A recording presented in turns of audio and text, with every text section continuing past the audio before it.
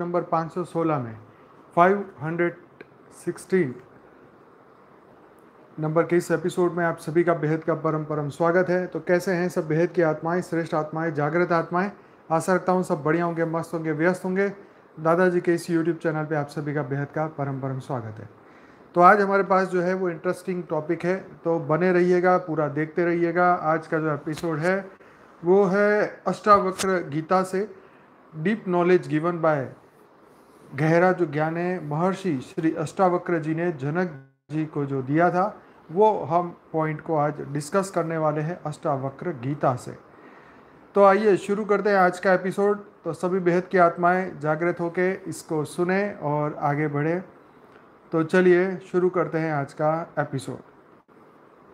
तो अष्टावक्र द्वारा जब राजा जनक को आत्मबोध का बोध हो गया, देखिए मैं आपको बता दूं कि हमने कई आर्टिकल जो है अष्टावक्र और राजा जनक के बारे में लिए हुए हैं, और ये थोड़ा सा डिफरेंट है, ज़रा सुनिएगा ध्यान से।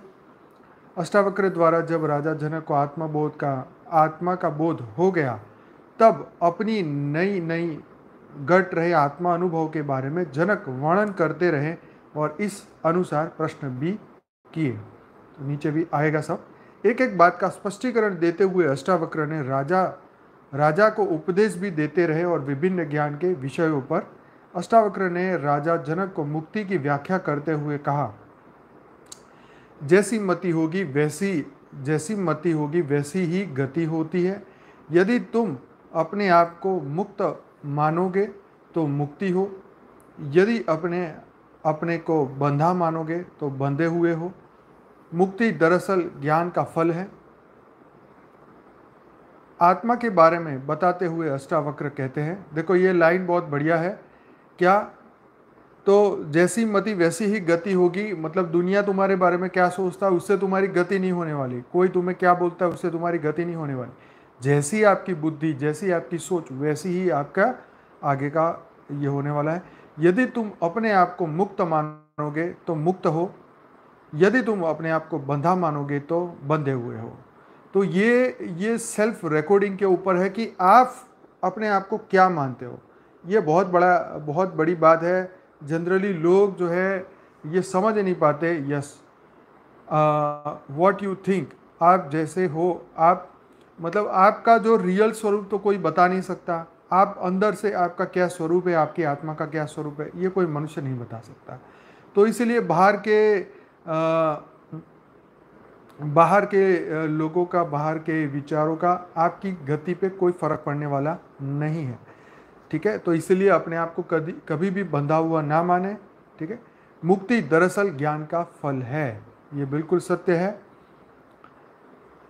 आत्मा के बारे में बताते हुए अष्टावक्र जी कहते हैं कि हे जनक, तुम आत्मा हो। आत्मा तुम्हें प्राप्त नहीं करनी है, वह तुम्हें प्राप्त है। बहुत बड़ी बात है।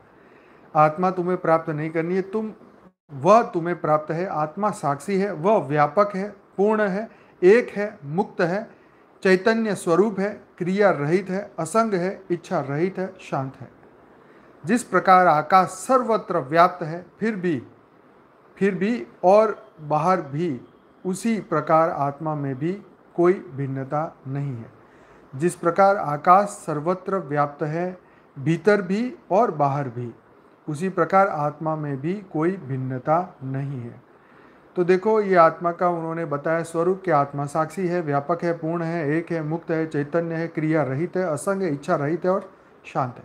तो ये आत्मा के जो कैरेक्टर है वो बताए गए। लेकिन हम मनुष्य रूप में सोचते हैं कि मैं तो इसमें से कुछ नहीं हूँ। तो आत्मा तो वो ऐसी ही थी, लेकिन जो आप सोच रहे हो ना कि मैं तो उसमें से ऐसा नहीं हूँ, तो जो मैं आप यूज़ कर रहे हो वो आपके मन, बुद्धि और संस्कार है। तो आप अपने मन की अवस्था को समझते हो कि मेरी आत्मा की अवस्था ऐसी है। रियल में आपकी आत्मा की अवस्था तो ऐसी है जो यहाँ लिखी है। साक्षी है, व्यापक है, पूर्ण है, एक है, मुक्त है, चैतन्य स्वरूप है, क्रिया रहित है, असंग है, इच्छा रहित है और शांत है। जिस प्रकार आकाश सर्वत्र व्याप्त है, भीतर भी और बाहर भी, उसी प्रकार आत्मा में भी कोई भिन्नता नहीं है। सिर्फ ब्रह्म के कारण यह संसारी जैसे अर्थात बंधनग्रस्त नजर आती है। तो सिर्फ ब्रह्म के कारण, ब्रह्म मतलब इल्यूजन, मतलब माया के कारण संसारी जीव को ऐसा लगता है कि हम सब बंधन ग्रस्त है, बंधन से बंधे हुए हैं। तो ये बंधे हुए हैं और मुक्त है, उसमें सिर्फ एक ही लाइन का फर्क है। और वो ज्ञानी मानते हैं कि हम मुक्त हैं, और धरती लोक के जो जीव है वो कहते हैं कि हम बंधन में हैं। अष्टावक्र आगे कहते हैं, हे जनक, यह अहंकार सत्य नहीं है, यह आभास रूप है, और इस कारण मनुष्य अपने आप को जीव समझता है और आत्मा से भिन्न समझता है। साथ ही यह भ्रम भी होता है कि आत्मा अर्थात परमात्मा दूर कहीं आसमान में है। आत्मा सर्वत्र है। तुम सिर्फ स्थिर अचल बोध स्वरूप अद्वैत आत्मा का विचार करो। देखो, बहुत बड़ी बात कही कि तुम सिर्फ क्या करो, स्थिर अचल बोध स्वरूप अद्वैत आत्मा का विचार करो। मतलब तुम्हारे और परमात्मा में कोई फर्क नहीं है, वो कहीं ऐसे बहुत दूर बैठा है ऐसा मत सोचो। अद्वैत मतलब तुम ही वो हो, दो अलग नहीं है। तो ये अलग अलग नहीं है। अगर तुम इस तरीके से विचार करते हो तो तुम्हें समझ में आएगा कि ये अहंकार सत्य नहीं है, यह सिर्फ आभास रूप है। इस कारण मनुष्य अपने आप को जीव समझता है। देखो कितनी मस्त बात है जो बापूजी हर वीडियो में हमें समझा रहे हैं कि हम अहंकार युक्त है, और ये आभास है, हमें आभास है कि हमारे अंदर काम क्रोध लोभ मोह, ये हमें आभास है। ठीक है, इसलिए क्या, और इस कारण मनुष्य अपने आप को जीव समझता है। रियल में तुम जीव नहीं हो, तुम बेहद की परम परम परम परम हम सब परम परम महान आत्मा है, दिव्य आत्मा है, जागृत आत्मा, और आत्मा से भिन्न समझता है। साथ ही यह भ्रम भी होता है कि आत्मा अर्थात परमात्मा दूर कहीं आसमान में है, तो आत्मा सर्वत्र है। तो ये बहुत बड़ी बात यहाँ पे बताई गई कि तुम सिर्फ स्थिर अचल बोध स्वरूप अद्वैत आत्मा का विचार करो। तो यहाँ पे उन्होंने आगे का एक भक्ति से आगे का स्टेप ये समझाने की कोशिश करी। हे पुत्र, तुम बहुत दिनों से पंच तत्वों से बने इस शरीर के अभिमान से बंधे हुए हो। क्या मस्त बात है कि हे पुत्र, तुम बहुत दिनों से पंच तत्व से बने इस शरीर के अभिमान से बंधे हुए हो। तो ये सत्य बात है। आप सबको पता है ब्रह्मा का दूसरा परार चल रहा है, 198 करोड़ बीत चुके हैं, और मनुष्य पे मनुष्य वही बार बार जन्म लेता है, बार बार फंसता है। तो इसीलिए अष्टावक्र जी कहते हैं कि तुम पंच तत्व में बंधे हुए हो, इसीलिए इस शरीर के अभिमान से बंधे हुए हो। अब यह मानकर कि तुम बोध मात्र हो, सुखी हो जाओ। अब तुम ये मान लो, क्या मान लो, कि तुम बोध मात्र हो, सुखी हो जाओ। तो हम ज्ञान स्वरूप है। इसका मतलब क्या, हम ज्ञान स्वरूप है, और अब हमें सुखी होने का समय आ चुका है। तो जब हम ज्ञान स्वरूप बन जाते हैं, यस, अज्ञानता मूल यस दुख का कारण है, अज्ञान ही मूल कारण है, अपने आप को नहीं जानना। लेकिन यहाँ बात हो रही है कि हमें ये जो बोध है, हमें अब ज्ञान स्वरूप बनना है कि हम ज्ञान स्वरूप आत्मा है, हम परम प्रकाश परम लाइट की आत्मा है, और सुखी हो जाओ। मतलब तुरंत ही बिलीव बदलो, विचार बदलो, जो दुनिया बदलो, जीवन बदलो है। तुम अपने आप को जीव मत मानो, सीधी सी बात है। गीता ज्ञान के अनुसार चलते हुए अपने आप को अकर्ता समझते हुए चलोगे तो जीवन मुक्त अवस्था का आभास होगा। ये बिल्कुल सत्य है। जीवन मुक्त अवस्था का आभास आपको तब होगा जब आप बार बार बार बार यही सोचोगे, यही मानोगे कि मैं जीव नहीं हूँ, मैं श्रेष्ठ आत्मा हूँ, चैतन्य आत्मा हूँ, जागृत आत्मा हूँ, मुझे ज्ञान का बोध हो चुका है, मुझे आत्मा स्वरूप का बोध हो चुका है, मैं ज्ञान स्वरूप बन चुका हूँ। तब आपका आभास बदलेगा। जैसे आपके आभास दुनियावी लोगों का आभास क्या है, अरे तो दुनिया है, क्या करे, माया है, जीव बन चुके हैं, फंस चुके हैं, दुनिया ने फंसा दिया है, हमसे ये नहीं होता, वो नहीं होता, ये होता है, हम तो यहीं के हैं, दुनिया में कितने दुख हैं। तो ये सब आभास है। हमने लोगों की बातों को ये मान लिया सत्य कि हाँ जी ये जो कह रहा है वो सत्य है। तो इसी तरीके वो आभास को अब हमें बदलना होगा। ये जो बिलीव, लोगों के बिलीव है, उसको अपने गले में नहीं बैठना। हमारे गुजराती में बोलते हैं कि बंद बेस्ती पागड़ी नहीं पहनवानी। मतलब जैसे कोई 2 3 4 लोग बात कर रहे हैं आपस में, तो एक व्यक्ति किसी अन्य व्यक्ति के बारे में बात कर रहा है, लेकिन बाकी के 3 लोग ये समझते हैं कि ये हमें इनडायरेक्ट वे में कुछ कह रहा है, तो इसको बोलते हैं बंद बेइज्जती। बंद मतलब सेटिंग हुई पगड़ी अपने आप पे नहीं पहनने की, ठीक है, ये और किसी लोगों की है, वो वही पहनेंगे। तो ऐसी तरह हमें किसी और के विचारों को हमें अपने दूसरों के विचारों को रियलिटी समझने की ज़रूरत नहीं है। हर दिन हमारी रियलिटी बदल रही है, ठीक है जी। तो हे पुत्र, तुम बहुत दिनों से पंच तत्वों से बने इस शरीर के अभिमान से बंधे हुए थे। अब यह मानकर कि तुम बोध मात्र हो, सुखी हो जाओ। हे जनक, तुम असंग, क्रिया रहित, प्रकाशवान और निर्दोष हो। तुम्हारा बंधन सिर्फ इतना ही है कि तुम आत्मज्ञान के लिए समाधि लगाया करते हो। क्या? तुम्हारा बंधन सिर्फ इतना ही है कि तुम आत्मज्ञान के लिए समाधि लगाया करते हो। मतलब उनको ये लगता है कि आत्मज्ञान के लिए मुझे समाधि लगानी पड़ेगी, तो ये उनका एक बंधन है, ये वो बता रहे हैं। तुम इसे भी छोड़ दो, मतलब तुम ये मतलब आत्मज्ञान के लिए समाधि लगा रहे हो, तो वो ये बंधन को तुम छोड़ दो, तुम इसे भी छोड़ दो, क्योंकि इससे मोक्ष प्राप्ति की लालसा जुड़ी हुई है। तो जो मोक्ष प्राप्त करने के लिए जो हमारी लालसा, हर व्यक्ति, हर जीव के अंदर मोक्ष की प्राप्ति की कामना तो होती है। अगर वो ज्ञान मार्ग में विश्वास करता है, परमात्मा में विश्वास करता है, सनातन ज्ञान में विश्वास करता है, तो मोक्ष की कामना होती है। तो ये कह रहे हैं कि अगर तुम आत्मज्ञान के लिए अगर समाधि लगाना, अगर ऐसा मानना तुम छोड़ दोगे, तो मोक्ष की लालसा भी छूट जाएगी। और जब एक लालसा है तब तक मोक्ष संभव नहीं। मतलब तुम ये लालच से अगर ये कर रहे हो कि मैं समाधि कर लूँ, मुझे आत्मज्ञान हो जाए, मेरा मोक्ष हो जाए, तो ये लालसा भी छोड़ दो, ठीक है। ये उन्होंने समझाया, क्योंकि लालसा भी एक बंधन है, ठीक है। मोक्ष की प्राप्ति, बार बार उसके बारे में सोचना, ये भी एक बंधन है। ये आत्मा का जो स्वरूप है वो तुम बन ही जाओगे, ठीक है। इसमें तुम मोक्ष मानो कि भाई मैं मुक्ति मिल जाए, मुझे मोक्ष मिल जाए, तो ये इससे बंधन क्रिएट नहीं करना, ये स्वतः ही होगा, अपने आप ही होगा। यस, इच्छा मात्रम बनो। यस, कमाल की बात है, इच्छा मात्रम बनो। इच्छा भी छोड़ दो कि मुझे मोक्ष होगा, जीवन मुक्ति होगी, मैं कहाँ जाऊँगा, 108 बनूंगा, 1008 बनूंगा, ये भी हमें बंधन नहीं रखना है। हे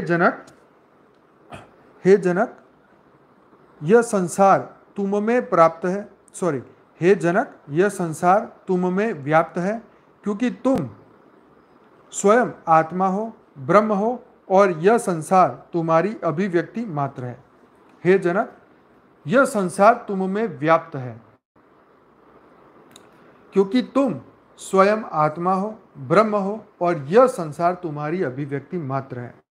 मतलब जैसे तुम हो वैसे ही ये संसार है। यस, अपनी ड्यूटी हमें करनी है।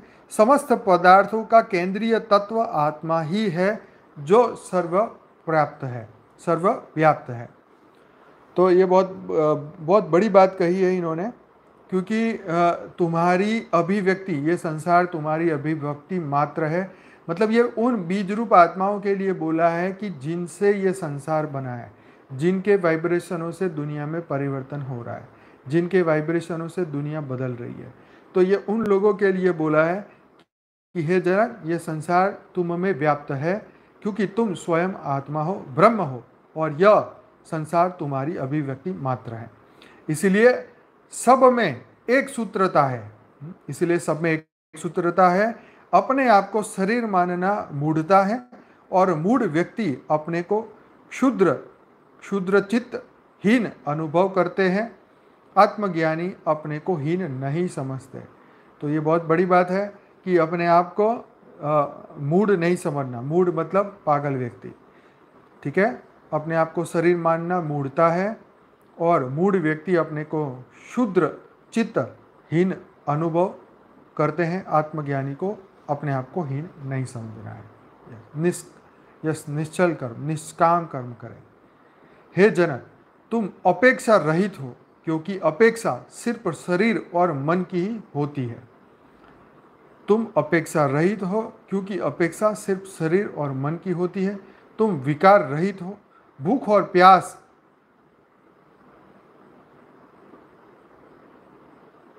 भूख और प्यास में धर्म है। सॉरी, ये लाइन थोड़ी सही नहीं है। भूख और प्यास शरीर का धर्म है, शोक और मोह मन के धर्म है, जन्म और मरण देह के धर्म है। तो यस, एक बहुत बड़ी बात थी। कल वो वीडियो मैंने जो लिंक कमेंट में डाला था, ग्रुप में भी डाला था, उसमें जो वो टीचर थी जो ज्ञान समझा रही थी, उस जो एक्सपीरियंस वाले भाई जो थे उनको, उसने ये कहा कि मेरे पिताजी ने मेरे सामने ही शरीर छोड़ा, तो मुझे मेरे गुरु ने ये कहा कि देखो शरीर तो है ही, तो शरीर तो एक ना एक दिन तो छूटना ही छूटना है। तो वो आज छूटे कल छूटे कब छूटे। तो ये बात जो है उस बहन को बहुत अच्छी लगी और उनका जो दुख है वो कम हुआ, क्योंकि तुम इस शरीर से 1000 साल इस कलयुग में नहीं जी सकते। ठीक है, तो इसका एक लाइफ सर्कल होता है और कर्म बंधन के हिसाब से शरीर जो है आगे पीछे चलता है। तो यहाँ पे क्या लिखा कि जन्म और मरण देह के कर्म है, भूख और प्यास शरीर का धर्म है, शोक और मोह मन के धर्म है। तो हमें शरीर का धर्म, मन का धर्म ये जो लिखा है ये समझना होगा। तो अपेक्षा रहित हो जाओ, क्योंकि अपेक्षा सिर्फ शरीर और मन की होती है, तुम विकार रहित हो। तो ये विकार रहित की बात यहाँ पे बहुत अच्छी है। आत्मा इनसे ऊपर है, आत्मा केवल दृष्टा है, अतः निर्विकार है। देखो, आत्मा केवल दृष्टा है, साक्षी दृष्टा है, अतः निर्विकार है। तो अगर हमारी आत्मा का इसी वक्त हर बीज रूप आत्मा का मूल स्वरूप देखा जाए तो वो परम लाइट, परम प्रकाश का स्वरूप है, वो निर्विकार है। लेकिन इस 5 तत्व के शरीर के अंदर जो हमने मन को एक्सेप्ट किया है, मन की मायाओं को एक्सेप्ट किया है, मन के अस्तित्व से हम बाहर नहीं निकल पा रहे हैं, तो कर्म बंधन सब मन में छिपे हैं और मन ही सुख और मन ही दुख का कारण बना है, मन ही मोक्ष का कारण है, मन ही दुर्गति का कारण है। तो ये शरीर में है तब तक हमारे इस तरीके से हम बंधन में फंसे हैं, परंतु हर एक बीज रूप आत्मा का मूल स्वरूप देखा जाए तो वो निर्विकार है। तो ये हमेशा याद रखें कि हमारा मूल स्वरूप तो निर्विकार है, ये जितने भी विकार हैं वो सिर्फ हमारे मन के भीतर है। ठीक है, तो ये बात है। देह के विपरीत यह स्वयं पर निर्भर है, देह के विपरीत यह स्वयं पर निर्भर है। तुम चूंकि आत्मस्वरूप हो चुके हो, अतः शांति और मुक्ति का स्थान बन चुके हो। कितनी बड़ी बात है, कितनी बड़ी बात है कि तुम चूंकि अब तुम आत्मस्वरूप बन चुके हो, अतः शांति और मुक्ति का स्थान बन चुके हो। मतलब देखो, आत्मस्वरूप बनने का कितना बड़ा गिफ्ट है, गॉड गिफ्ट समझो, परमात्मा का ये गिफ्ट कि तुम अतः तुम शांति और मुक्ति का स्थान बन चुके हो। क्या मस्त बात है। मतलब आत्मस्वरूप की इतनी महत्वता देखो, आज जब हम पढ़ रहे हैं तो हमें कितनी खुशी हो रही है कि बापूजी हमें ये बात कितने समय से बता रहे हैं। यस, तो यस, लॉटरी लगी है। तुम अगाध बुद्धि के सागर बन चुके हो। क्या पहले तो कहा, तो अतः तुम शांति और मुक्ति का स्थान बन चुके हो, तुम अगाध बुद्धि के सागर बन चुके हो। आत्मा में क्षोभ का कोई स्थान नहीं है। ठीक है, आत्मा में पूर्ण निष्ठा होने से ही उसका ज्ञान होगा तथा और कोई विधि काम नहीं करेगी। बहुत बड़ी बात, आत्मा में पूर्ण निष्ठा होने से ही उसका ज्ञान होगा। तो आत्मा का अस्तित्व है और उसमें भी तुम जीव आत्मा नहीं, बेहद की परम परम महान आत्मा हो, दिव्य आत्मा हो, जागृत आत्मा हो, परम लाइट, परम प्रकाश तुम्हारा अस्तित्व है। ये जब आत्मा में पूर्ण निष्ठा होगी तभी उसका ज्ञान होगा। देखो सीधी बात है? और कोई भी विधि काम नहीं करेगी। तो यहाँ पे जब तब कोई काम नहीं आने वाला है। संपूर्ण निष्ठा चाहिए आत्मा के प्रति। इस आत्मा का अस्तित्व है और है। आत्मा के कर्म, ये जितना भी आत्मा का आत्मस्वरूप का ज्ञान है वो संपूर्ण उसके ऊपर निष्ठा रखनी होगी। ठीक है, हे जनक, यह स्थूल जड़ स्थित, एक शब्द है जिसको प्रोनाउंस करने में दिक्कत हो रही है। हाँ, स्थूल लिखा होगा। यह स्थूल जड़ आदि जो कुछ भी दिखाई दे रहा है यह मिथ्या है और निराकार चैतन्य ही निश्चल है, अनचेंजिंग, इटर्नल है। इस नित्य ब्रह्म में विश्वास करने वाले की पुनः उत्पत्ति नहीं होती है। देखो बहुत बड़ी बात है, यहाँ फिर से सुनो। हे जनक, यह स्थूल, जड़ आदि जो कुछ भी दिखाई दे रहा है यह मिथ्या है और निराकार चैतन्य ही निश्चल है, अनचेंजिंग, इटर्नल। निराकार चैतन्य ही इटर्नल है। इस नित्य ब्रह्म में विश्वास करने वाले की पुनः उत्पत्ति नहीं होती।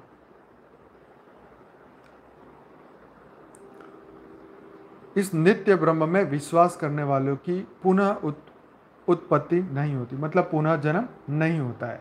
यस, बिल्कुल, हम ईश्वर के छत्र छाया में हैं। अष्टावक्र ने जनक को विस्तार से समझाते हुए कहा, हे जनक, आत्मा और परमात्मा एक ही तत्व है और इन्हें कहीं से पाना नहीं है। ये तो स्वयं प्राप्त है। ये अज्ञान के कारण विस्मृत हो गए हैं। इन्हें ज्ञान के द्वारा पुनः स्मृति में लाना है। ये ध्यान, योग, उपासना आदि आंतरिक स्वच्छता के लिए है और इनसे मनुष्य में उस परम शक्ति को झेलने की क्षमता आती है। कितनी बढ़िया बात है कि इन्हें ज्ञान के द्वारा पुनः स्मृति में लाना है। क्या लाना है पुनः स्मृति में? आत्मस्वरूप को। यह ध्यान, योग, उपासना आदि आंतरिक स्वच्छता के लिए है और इनसे मनुष्य में उस परम शक्ति को झेलने की क्षमता आती है। तो कितनी मस्त बात है ना? तो हमारे अज्ञान के कारण जो हमारी स्मृति चली गई है, उस स्मृति को वापस लाना है ज्ञान के माध्यम से। अष्टावक्र ने उनका महत्व भी समझाया और कहा कि अगर कोई व्यक्ति बिना तैयारी के यह मान ले कि मैं परमात्मा हूँ, तो यह इसे झेल नहीं पाएगा। यह बिल्कुल सत्य है। मैं ब्रह्म हूँ, मैं ब्रह्म हूँ, ऐसे कहने वाले की हालत आप देख रहे हो। लोग क्यों उनको पागल कहते हैं? क्यों? सिर्फ कहने से नहीं होता है, इसकी अनुभूति होनी चाहिए। आप आत्मस्वरूप बनने चाहिए। आपको हर पल आपका दिव्य स्वरूप याद रहना चाहिए। तो इसीलिए यह मजाक की बातें हो गई है कि मैं ब्रह्म हूँ, मैं ये हूँ, अहम ब्रह्मास्मि। तो ये मजाक का लाइन नहीं है, ये तो परम सत्य है। लेकिन उसको जागृति में लाना, उसको जीना पड़ता है, तो ही आप उसको सहन कर सकते हो, उस शक्ति को। तो इसलिए यहाँ कहा, अगर किसी व्यक्ति कोई भी बिना तैयारी के यह मान ले कि मैं परमात्मा हूँ, तो ये झेल नहीं पाएगा। आत्मज्ञान के पश्चात संसार संबंधी सभी मान्यताएं, धारणाएं टूट कर बिखर जाती है। अष्टावक्र के उपदेश का पहला चरण इस कदर प्रभावी था कि सुनते सुनते ही जनक को आत्मबोध हो गया और अपने स्वरूप का ज्ञान हो गया। निश्चय ही अब तक ज्ञान की खोज में लगातार प्रयत्नशील जनक ने पात्रता पूर्ण थी। क्या? अब तक ज्ञान की खोज में लगातार प्रयत्नशील जनक में पात्रता पूर्ण थी। उन्होंने कहा कि मैं निर्दोष हूँ, आत्मा की तरह शांत हूँ, स्वयं बोध हूँ, प्रकृति से परे हूँ, इतने समय तक मोह के द्वारा ठगा गया हूँ। अब तक का मायाजाल केवल अहंकार के कारण था, जो ज्ञान रूपी अग्नि में जलकर भस्म हो गया है।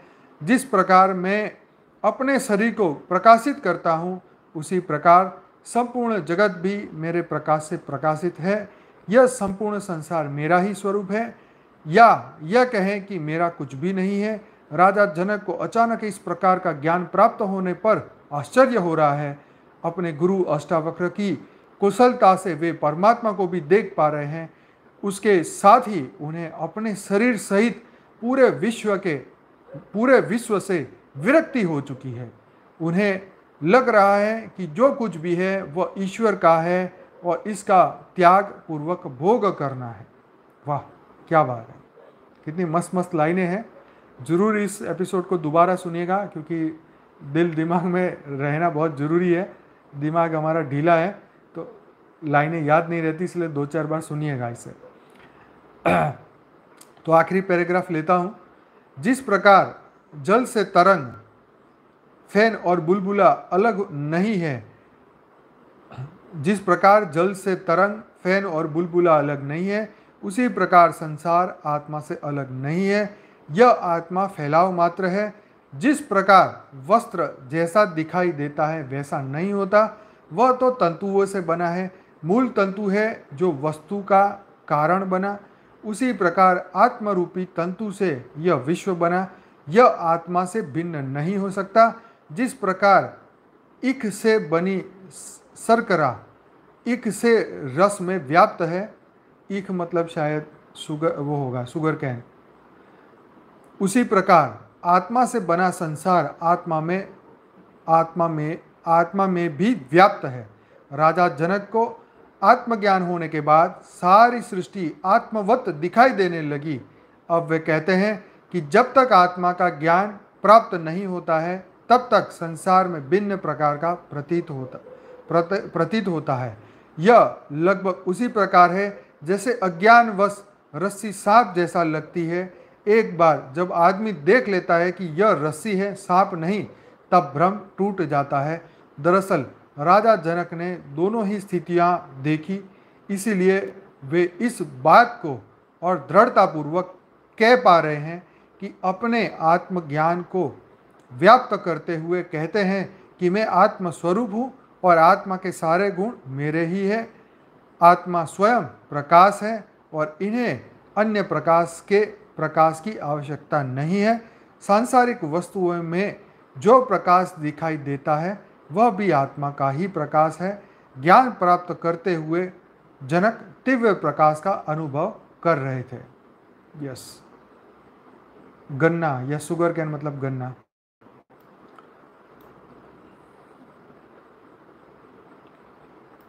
अज्ञान की स्थिति में जनक को संसार ऐसा लगता था जैसे सीपी में चांदी, रस्सी में सांप, सूर्य की रोशनी में जल दिखाई देता है। आत्मज्ञान प्राप्त होते ही जनक को लग रहा है कि आत्म तच मतलब ब्रह्म वह मूल तत्व है जिससे सारा संसार पेय हुआ था। दृष्टि के आरंभ में यह मूल तत्व निराकार, अव्यक्त, असभूत अवस्था में संकल्प से इसकी चेतना में तरंग उठी और वही चेतना सृष्टि रूप में विकसित हो चली गई। अतः मैं यह पुनः अपने मूल स्वरूप जो अव्यक्त है में आ जाएगी। अतः यह पुनः अपने मूल स्वरूप जो अव्यक्त में है उसमें आ जाएगी। क्या मतलब, ये स्थूल सृष्टि जो है अव्यक्त में परिवर्तित हो जाएगी, ये बात यहाँ बता रहे हैं। यह सब उसी प्रकार का होगा जैसे खड़ा टूटकर फिर मिट्टी हो जाता है, उठी हुई लहर फिर समुद्र में मिल जाती है, सोने के आभूषण गलकर पुनः सोने में तब्दील हो जाते हैं। राजा जनक आत्म तत्व की विशेषता बताते हुए आगे कहते हैं, आत्मा अर्थात मैं आश्चर्यमय हूँ, मैं संपूर्ण सत्ता का आधार हूँ, तो और किसी को कैसे नमस्कार करूँ जब इस जगत के तिनके का भी नाश हो जाएगा तो भी मेरा नाश नहीं होगा। तो चलिए आज का एपिसोड यहीं समाप्त करते हैं। बहुत ही बढ़िया आज का एपिसोड है और सभी लोग इसको दोबारा से ज़रूर से सुनिएगा। और क्योंकि हमें अभी आधा घंटा योग भी करना है, इसीलिए मैं इस चैप्टर को यहीं समाप्त करता हूँ। बाकी का चैप्टर जो है हम कल लेंगे, कल इसको कंटिन्यू करेंगे, बाकी जो बचा है कल पूरा करेंगे। तो ये देखो कितनी मस्त बात अष्टावक्र गीता में यहाँ बताई। अष्टावक्र जी ने जनक जी को कितनी महत्वपूर्ण बात बताई, जो आज बापूजी इतने बढ़िया तरीके से समझा रहे हैं। वहाँ पे वो सार बताया हुआ कि यही जो पृथ्वी दिखाई देती है ये भी परिवर्तनशील है और एक दिन वही तरंगों से परिवर्तित हो जाएगी। स्थूल शरीर जो है, स्थूल सृष्टि जो है सूक्ष्म बन जाएगी। और इससे बढ़िया और क्या समझा सकता है इंसान। हमें कितनी निशानियाँ मिलती है परिवर्तन की, कितना ज्ञान हमें हर जगह मिलता है। देखो ये आंखें खोलने वाले एपिसोड्स हैं जिससे मतलब कितनी मतलब हमें ये कितना महत्वपूर्ण, कितनी बार ये बात समझाई गई कि समय परिवर्तनशील है, आत्मा का मूल स्वरूप क्या है, समय कब बदलता है, आत्मा आत्मा आत्मा का रिफ्लेक्शन पृथ्वी पे आता है, हमारे वाइब्रेशन का रिफ्लेक्शन पृथ्वी पे आता है। और बिल्कुल ऐसे ही जो ज्ञानी है इसको समझ पाते हैं, जो अज्ञानी है वो अपने आप को जीव मानते हैं कि जी हमारे से कुछ नहीं हो सकता, हम तो जीव हैं। तो ठीक है जी, तो ज्ञानी बनो, योगी बनो, जीव अपने आप को मत मानो। ठीक है, तो ये सब बातें, जो ये महाज्ञानियों के क्लास है, तो ये महाज्ञानियों को महाज्ञानियों के लिए बिल्कुल, हमारे जो क्लास, जो ये डेली लाइव मेडिटेशन होते हैं, ये महाज्ञानियों के लिए हैं। और जिन्होंने सभी एपिसोड, इतने हमारे 500 से ज़्यादा एपिसोड हो चुके हैं, तो जिन्होंने ये सब अटेंड किए हैं, अब तो उनके अंदर ये स्मृति पक्की होती चली जा रही है। रोज दिन योग में अनुभव भी बढ़ते जा रहे हैं, और सभी बेहद की आत्माएं जो हैं अब इस स्थिति को अनुभव कर रही है। जैसे राजा जनक अनुभूति करते हैं, वैसे आज हमारी बेहद की आत्माएं भी इस तरीके से अनुभव कर रही होगी। तो चलिए, बहुत बहुत धन्यवाद। अब हम बेहद का योग करते हैं। तो सभी बेहद की आत्माएं अपनी अपनी आंखें बंद करें और परम शांति के साथ परम शांति के वाइब्रेशन पूरी दुनिया में फैलाएं। लाइट स्वरूप का अनुभव करें, अपने व्यक्त स्वरूप का अनुभव करें, अपने मूल स्वरूप का अनुभव करें, अपने ज्ञान स्वरूप का अनुभव करें। चलिए, एकदम रिलैक्स हो जाइए, आंखें बंद करिए और एकदम परम परम परम शांति की अवस्था में आ जाइए।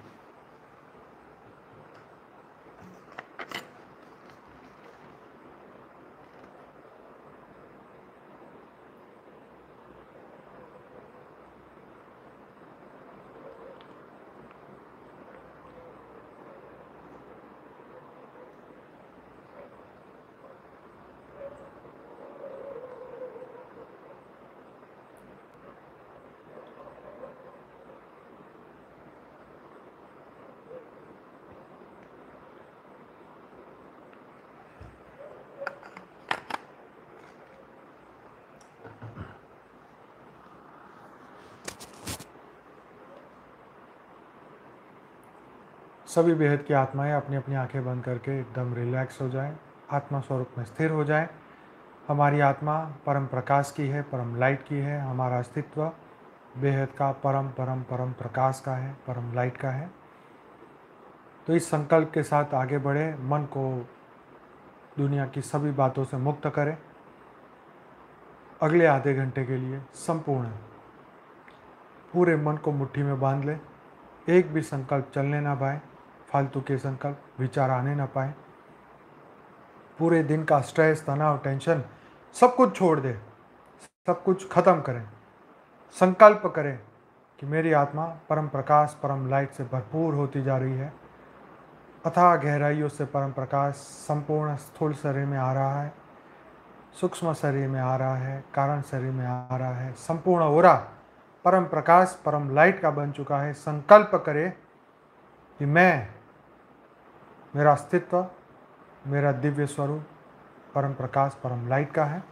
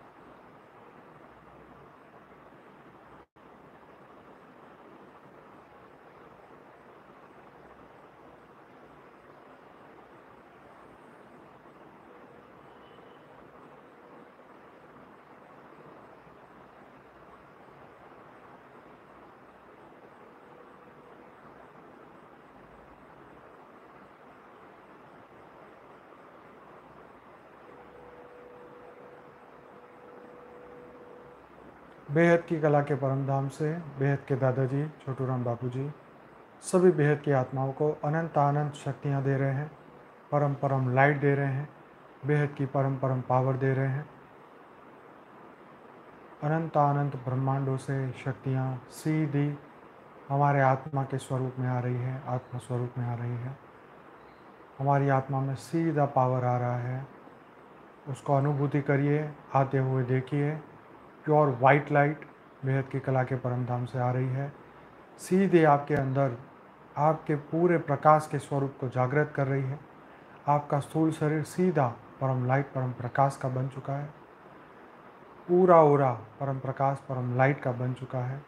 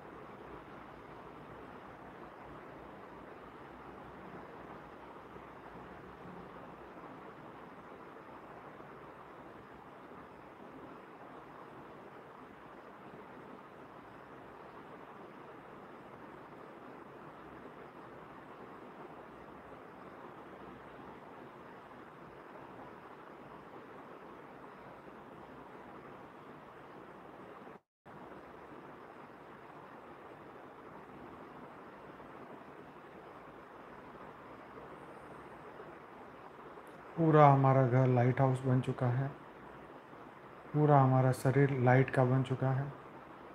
संपूर्ण रोग और शोक खत्म होते जा रहे हैं। एक एक सेल परम लाइट परम प्रकाश का बनता जा रहा है। दिव्य एनर्जी, दिव्य प्रकाश, परम लाइट परम प्रकाश संपूर्ण शरीर में आ रहा है। परम परम परम परम महाशांति हो रही है। परम परम परम परम महाशांति हो रही है। परम परम परम परम महाशांति हो रही है।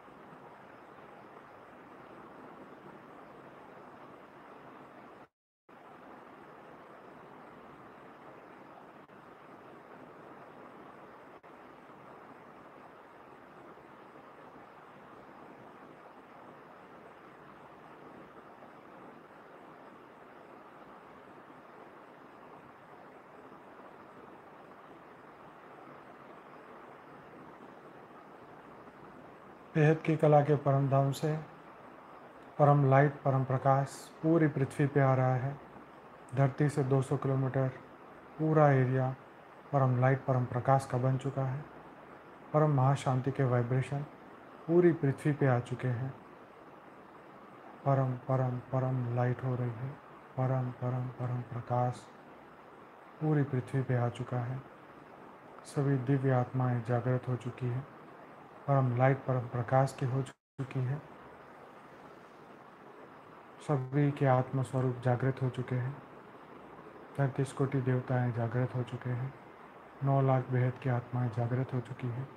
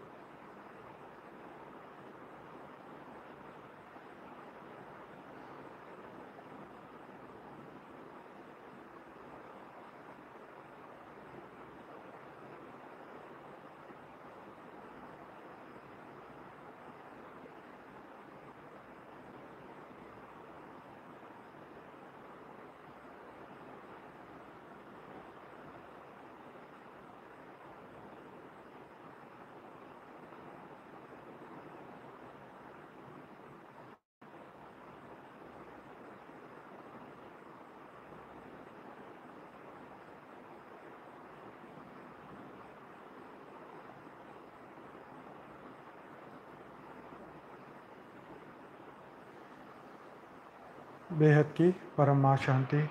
बेहद का धन्यवाद, कोटि कोटि धन्यवाद। मिलते हैं कल रात को 10 बजे। बेहद की परम माँ शांति। बेहद की परम माँ शांति।